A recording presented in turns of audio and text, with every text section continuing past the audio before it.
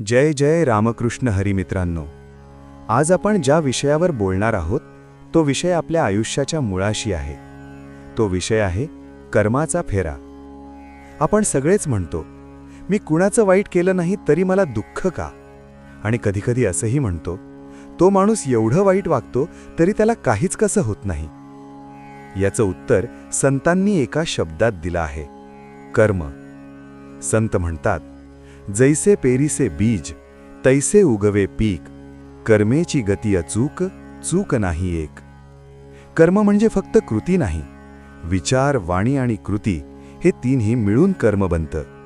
आपण मनात वाईट विचार ठेवतो, बोलताना कडू शब्द वापरतो आणि मग म्हणतो, मी काय केलं? संत ज्ञानेश्वर महाराज सांगतात, कर्माचे फळ भोगावे लागे, टाळीता टळेना कोणी भागे.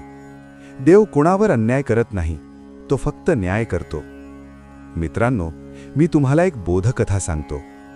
एक शेतकरी होता. त्याने 2 शेतं पेरली. एका शेतात त्याने चांगलं निवडलक बी पेरलं आणि दुसऱ्या शेतात निष्काळजीपणे खराब बी टाकलं. काही दिवसांनी काय झालं? पहिल्या शेतात सोनेरी पीक उभं राहिलं आणि दुसऱ्या शेतात काटेरी तण उगवलं. शेतकरी देवाला दोष देऊ लागला आणि रडू लागला. तेव्हा वाटेने एक साधू जात असताना त्याचे रडणे ऐकून त्याला विचारलं, काय झाले? का रडतोस? त्याने सगळं साधूंना सांगितलं. साधूंनी त्याला सांगितलं, रडू नकोस, हे देवाचं नाही, हे तुझ्याच कर्माचं फळ आहे. मित्रांनो, आपण आज जे चांगलं आणि वाईट बी पेरतो, उद्या त्याची परतफेड तशीच मिळते. संत तुकाराम महाराज स्पष्ट सांगतात, आपुले कर्म आपणासी, टळेना देवा कोणासी. आपण कुणाला फसवलं, कुणाला दुखावलं, कुणाशी दगा केला तर तेच आपल्याकडे परत येतं. आणि आपण जर प्रेम दिलं, मदत केली, क्षमा केली तर तेही आपल्याकडे परत येतं. मित्रांनो, मी तुम्हाला अजून एक बोधकथा सांगतो.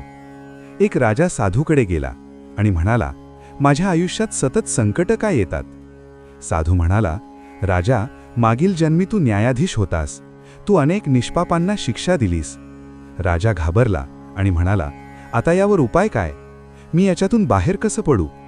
साधू म्हणाला, आता चांगली कर्मे कर, सेवा कर, दया ठेव. जुनी कर्मे भोगावी लागतात, पण नवी कर्मे भविष्य बदलतात. संत नामदेव महाराज म्हणतात, नाम घेता पाप जळती, कर्म बंधन तुटती. भक्ती म्हणजे कर्मातून पळ काढणं नाही, भक्ती म्हणजे कर्म शुद्ध करणं आहे. नामस्मरण करा, निष्काम कर्म करा, अहंकार सोडा, मग कर्माचा फेरा आपोआप सैल होतो. मित्रांनो, आपण देवाकडे सतत सुख, शांती, समाधान मागत असतो, पण देव म्हणतो, तू आधी तुझं कर्म सुधार. लक्षात ठेवा, आजचं दुःख हे कालचं कर्म आहे आणि आजचं कर्म हे उद्याचं भविष्य आहे.